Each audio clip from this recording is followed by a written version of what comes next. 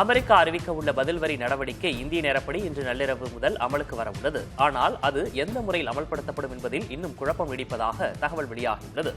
நாடுகளை 2 வகைகளாக பிரித்து பாதகமான நாடுகளுக்கு 20% வரியும் சாதகமான நாடுகளுக்கு 10% வரியும் விதிக்கலாமா என்ற ஒரு யோசனை இருப்பதாக தெரிகிறது. அதே நேரம் ஒவ்வொரு நாடும் விதிக்கும் வரிக்கேற்ப அவற்றுக்கு தனித்த முறையில் வரி விதிப்பது குறித்தும் யோசனை இருக்கிறது. இதில் ஏதாவது ஒரு வழிமுறைப்படி இன்று நள்ளிரவு அதிபர் டிரம்ப் அறிவிப்பை வெளியிடுவார் என தெரிகிறது. இதன் மூலம் கிடைக்கும் தொகையை மக்களுக்கு பங்கிட்டு வழங்க அரசு திட்டமிட்டுள்ளதாக தெரிகிறது. செலுத்திய வரியில் ஒரு பகுதியை திருப்பித் தருவது அல்லது பங்கு ஈவுத்தொகை என்ற வகையில் வழங்குவது என்ற 2 யோசனைகள் பரிசீலனையில் இருப்பதாக தெரிகிறது. அதே நேரம் வெளிநாட்டு பொருட்களுக்கு அதிக வரி விதிப்பதால் அமெரிக்காவில் கடுமையாக விலைவாசி உயரும் என்ற அச்சமும் உள்ளது.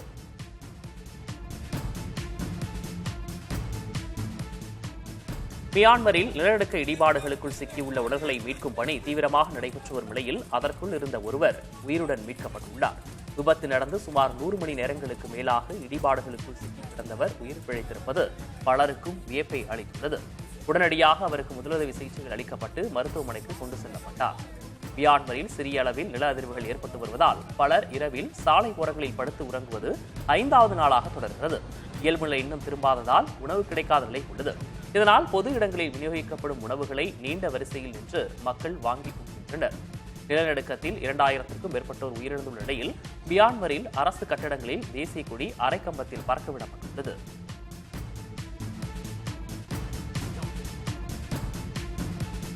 ஜெர்மனியில் ஹனோவர் நகரத்தில் சர்வதேச பொறியியல் சாதனங்கள் கண்காட்சி தொடங்கியுள்ளது. 60 நாடுகளைச் சேர்ந்த 4000 நிறுவனங்கள் இக்கண்காட்சியில் அரங்கை அமைத்துள்ளன.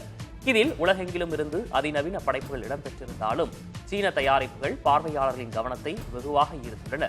குறிப்பாக AI தொழில்நுட்ப உதவியுடன் செயல்படும் தானியங்கி இயந்திரங்கள் கவனத்தை ஈர்க்கும் வகையில் அமைந்தன.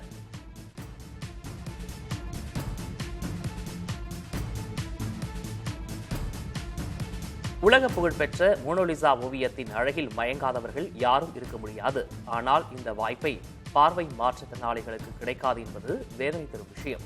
ஆனால் ஓவியத்தின் அழகை ஒளி வடிவில் பார்வை மாற்றுத்திறனாளிகளுக்கு அளிக்கும் வித்தியாசமான முயற்சி இங்கிலாந்தில் தொடங்கியுள்ளது. ஓவியம் மனதில் ஏற்படுத்தும் உணர்வை ஒளி வடிவில் மாற்றும் இந்த முயற்சியை பாபி குல்டர் என்ற பார்வைத்திறனற்ற இசையமைப்பாளர் பிற இசையமைப்பாளர்கள் உதவியுடன் மேற்கொண்டுள்ளார். இதற்கு சவுண்ட் ஆஃப் மாஸ்டர் பீஸ் என பெயர் வைக்கப்பட்டுள்ளது. இதன்படி லியாண்டோ டார்வின்ஸின் மோனோலிசா, எட்வர்ட் மஞ்சின் த ஸ்கிரீன் ஆகிய ஓவியங்கள் ஒளிபெயர்க்கப்பட்டுள்ளன. ரஷ்யாவுக்கு எதிரான போரில் தோழமை நாடுகளுடன் ஏப்ரல் 4ஆம் தேதி பேச்சுவார்த்தை நடத்த உள்ளதாக யுக்ரைன் அதிபர் விளாடிமிர் ஜெலன்ஸ்கி தெரிவித்துள்ளார். ஜெர்மனி வெளியுறவுத்துறை அமைச்சருடனான சந்திப்புக்கு பிறகு செய்தியாளர்களிடம் பேசிய அவர் யுக்ரைனுக்கு ராணுவம், ஆயுதங்கள் வழங்குவது குறித்து நட்பு நாடுகளுடன் ஆலோசிக்க உள்ளதாக தெரிவித்தார்.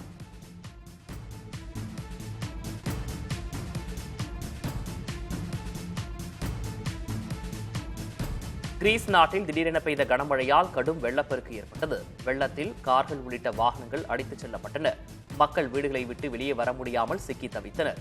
அந்நாட்டின் மீட்புக் குழுவினரின் துரித நடவடிக்கையால் ஒரே நாளில் வெள்ளம் வடியத் தொடங்கியது. வெள்ளம் வடிந்த இடத்தில் சேரும் சகதியுமாக இருப்பதால் அதனை சீர் செய்யும் பணி நடைபெற்று வருகிறது.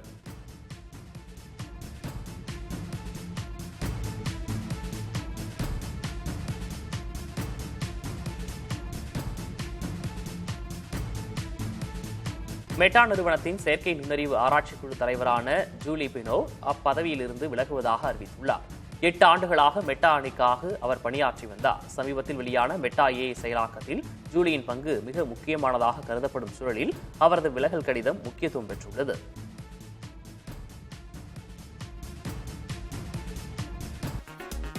மணிப்பூர் வன்முறை தொடர்பாக டெல்லியில் 5ஆம் தேதி பேச்சுவார்த்தை நடைபெறும் சூழலில் மத்திய அரசுக்கு குக்கி இன மக்கள் 3 முக்கிய கோரிக்கைகளை வைத்துள்ளனர்.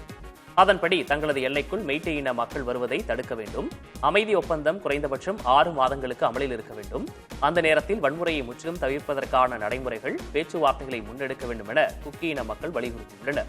2023 மே மாதம் முதல் மணிப்பூரில் குக்கி மற்றும் மெய்ட்டே இன மக்களிடையே அடிக்கடி மோதல் நிலவி வரும் சூழலில் அமைதியை நிலைநாட்டும் முயற்சியாக வரும் 5ஆம் தேதி அமைதி பேச்சுவார்த்தைக்கு மத்திய உள்துறை அமைச்சகம் ஏற்பாடு செய்துள்ளது.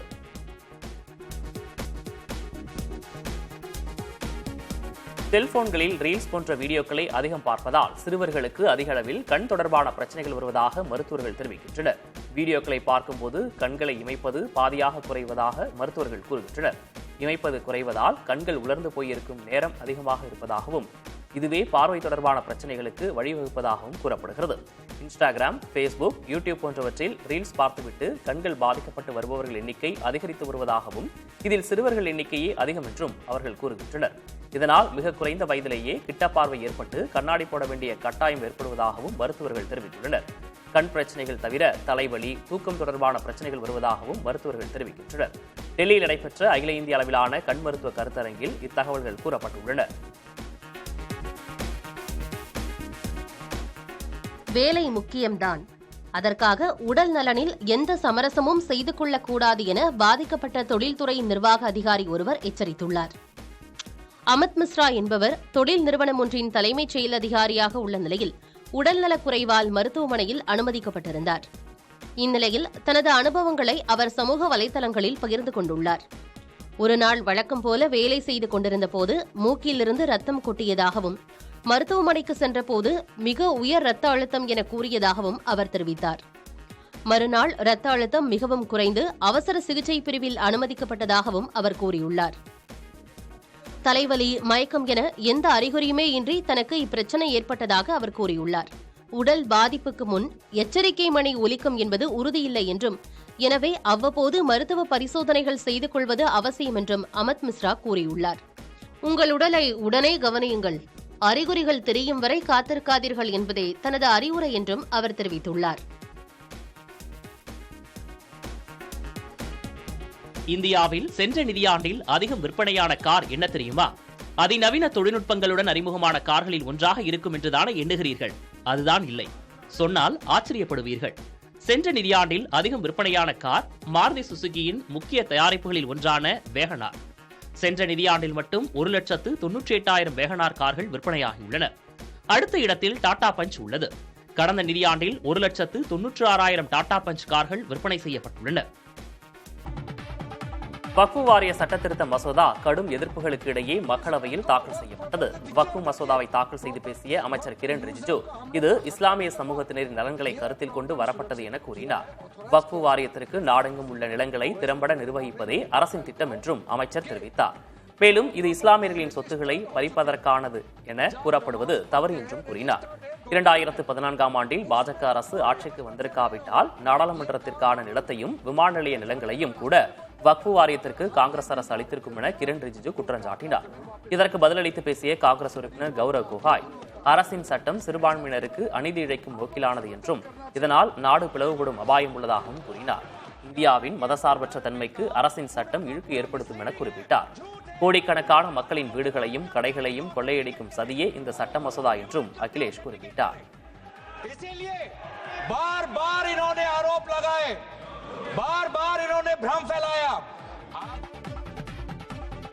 வக்ஃப் திருத்த சட்ட மசோதாவை திரும்பப் பெற வலியுறுத்தி முதல்வர் ஸ்டாலின் பிரதமர் மோடிக்கு கடிதம் எழுதியுள்ளார்.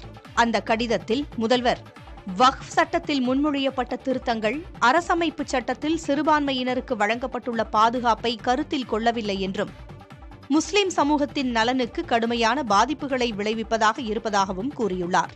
சட்டத்தில் உத்தேசிக்கப்பட்ட முன்மொழியப்பட்ட திருத்தங்கள் வக்ஃப் வாரியங்களின் அதிகாரங்களை பலவீனப்படுத்தும் வகையிலும் சட்டத்தின் நோக்கத்தையே நீர்த்துப் போகச் செய்யும் வகையிலும் இருப்பதாக குறிப்பிட்டுள்ளார். மாநில வக்ஃப் வாரியங்களில் 2 முஸ்லிம் அல்லாத உறுப்பினர்களை கட்டாயமாக்குவது மத சுயாட்சியை குறைத்து மதிப்பிடுவதாக அமையும் என்று கூறியுள்ள முதல்வர், 5 ஆண்டுகள் இஸ்லாத்தை கடைபிடித்தவர்கள் மட்டுமே வக்ஃபுக்கு சொத்துக்களை நன்கொடையாக வழங்க முடியும் என்ற நிபந்தனை நாட்டின் மத நல்லிணக்க கலாச்சாரத்திற்கு இடையூறாக அமையும் என்று சுட்டிக்காட்டியுள்ளார்.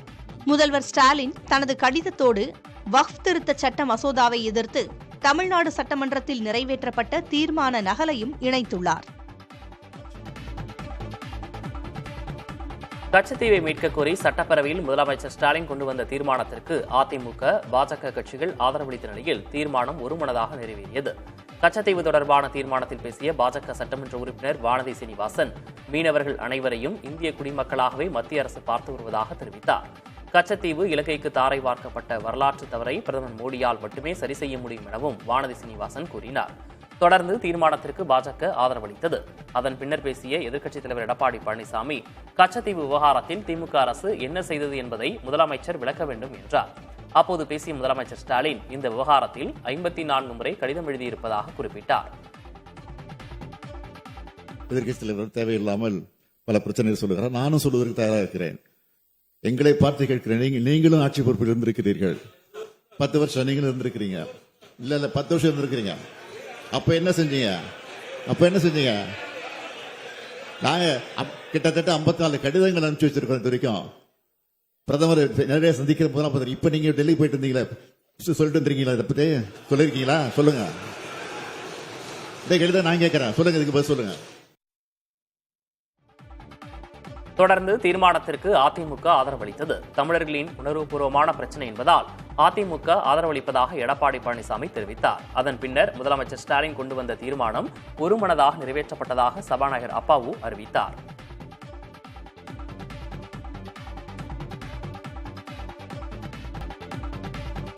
இந்தியாவில் முதல் முறையாக விவியன் வெஸ்ட்வுட் நடத்திய ஆடை அலங்கார அணிவகுப்பு நிகழ்ச்சியில் பாலிவுட் நடிகர் நடிகைகள் பங்கேற்றனர்.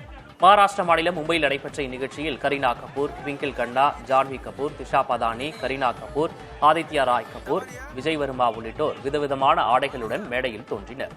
இந்நிகழ்ச்சியில் தொழிலதிபர் ஆனந்த் அம்பானியின் மனைவி ராதிகா மெர்ச்சன்ட் நேர்த்தியான உடையில் தோன்றினார்.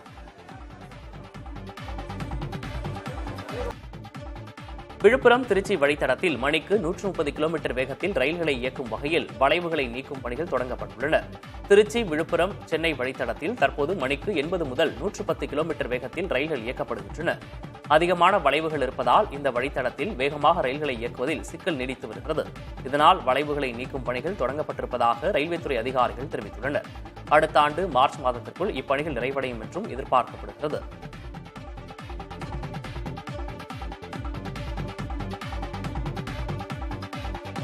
இலங்கை கடற்படையால் கைது செய்யப்பட்ட 13 மீனவர்கள் 1.5 மாதத்திற்கு பிறகு தமிழகம் திரும்பியுள்ளனர். கடந்த பிப்ரவரி மாதம் எல்லை தாண்டி மீன்பிடித்ததாக கூறி கைது செய்யப்பட்ட மீனவர்களில் 13 பேர் அபராதம் கட்டிய நிலையில் விடுதலை செய்யப்பட்டனர். அவர்கள் விமானம் மூலம் சென்னை வந்தனர். அப்போது பேசிய மீனவர் நாகராஜ் 2 படகுகளில் 28 பேர் சென்றதாகவும் 1.5 லட்சம் ரூபாய் அபராதம் செலுத்திய 13 மீனவர்கள் விடுதலையாகி திரும்பி வந்துள்ளதாகவும் கூறினார். அபராதம் கட்ட முடியாத மீனவர்கள் இலங்கை சிறையிலேயே தவிப்பதாகவும் மீனவர்கள் தெரிவித்தனர். தங்களை மீட்க எந்த அரசும் உதவி செய்யவில்லை என வேதனை தெரிவித்த மீனவர்கள் நகைகளை அடமானம் வைத்து இலங்கையில் அபராதம் செலுத்தியிருப்பதாகவும் தெரிவித்தனர்.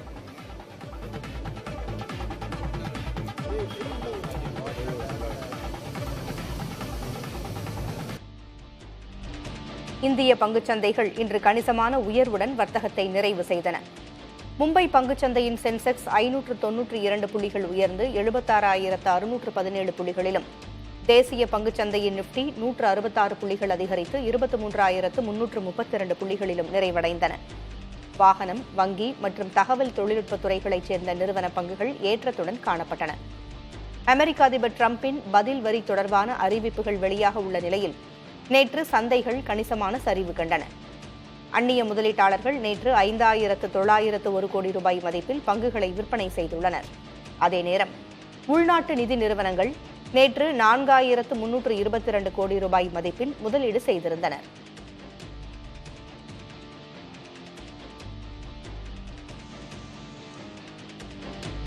உணவு விநியோகத் துறையில் முன்னணியில் உள்ள ஜொமேட்டோ நிறுவனம் 600 பணியாளர்களை நீக்கியுள்ளது.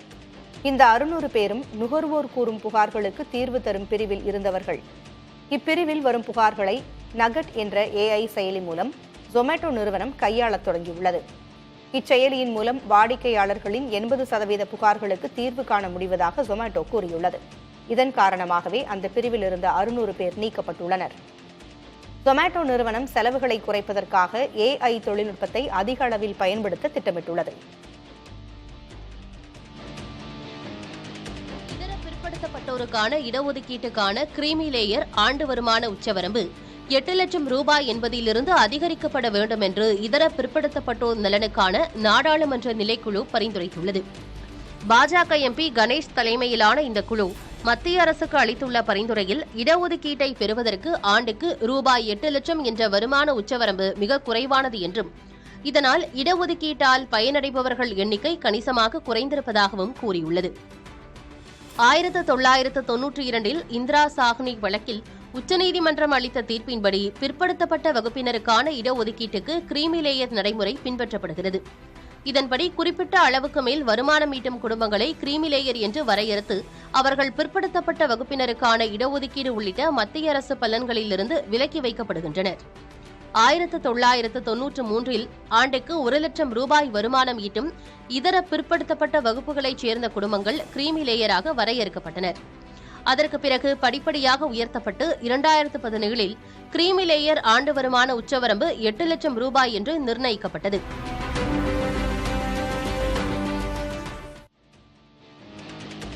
இரண்டாயிரத்து 24-25 நிதியாண்டில் 13 லட்சத்திற்கும் அதிகமான மின்சார இருசக்கர வாகனங்கள் மற்றும் 3 சக்கர வாகனங்கள் விற்பனையாகியுள்ளதாக மத்திய கனரக தொழில்துறை அமைச்சகம் தெரிவித்துள்ளது. இந்தியாவில் மின்சார வாகனங்களுக்கு ஊக்கச் சலுகைகள் அறிவித்ததன் காரணமாகவே இந்த துறையில் வளர்ச்சி அதிகரித்திருப்பதாக மத்திய அமைச்சகம் கூறியுள்ளது. சென்ற நிதியாண்டில் 11,49,334 மின்சார இருசக்கர வாகனங்களும் 1,59,235 3 சக்கர வாகனங்களும் விற்பனையாகியுள்ளதாக தெரிவிக்கப்பட்டுள்ளது. இது முந்தைய நிதியாண்டோடு ஒப்பிடுகையில் முறையே 21% மற்றும் 57% வளர்ச்சி என்றும் மத்திய கனரக தொழில்துறை அமைச்சகம் தெரிவித்துள்ளது. மேற்கு கடற்கரை பகுதியில் கப்பலில் பதுக்கப்பட்டிருந்த 2500 கிலோ போதைப் பொருட்கள் பறிமுதல் செய்யப்பட்டுள்ளன. கடல் வழியே போதைப் பொருட்கள் கடத்தப்படுவதாக ரோந்து பணியில் இருந்த INS தர்காஷ் போர்க்கப்பலுக்கு ரகசிய தகவல் கிடைத்தது. இதையடுத்து சந்தேகத்திற்கிடமான கப்பலை இடைமறித்து இந்திய கடற்படை வீரர்கள் சோதனையிட்டனர். அப்போது பண்டல் பண்டலாக போதைப் பொருட்கள் இருப்பது கண்டறியப்பட்டுள்ளது. சுமார் 2.5 டன் எடையுள்ள ஹெராயின் உள்ளிட்ட போதைப் பொருட்களை பறிமுதல் செய்த கப்பல் படையினர் விசாரணை நடத்தி வருகின்றனர்.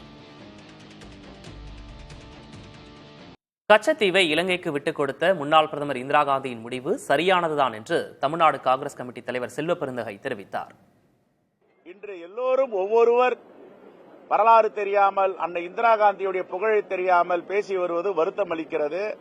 நடுவில் சில பக்கங்களை காணும் என்பது போல சில உண்மை வரலாறுகளை மறைத்துவிட்டு பேசுகிறார்கள். ஆனால் இன்றைய காலகட்டத்தில் கச்சத்தீவு தேவை என்ற தீர்மானத்தை நாங்கள் ஆதரிக்கிறோம், வரவேற்கிறோம். அதனால் தீர்வு கண்டால் எங்களை விட மகிழ்ச்சி அடைவர்கள் யாரும் இருக்க முடியாது.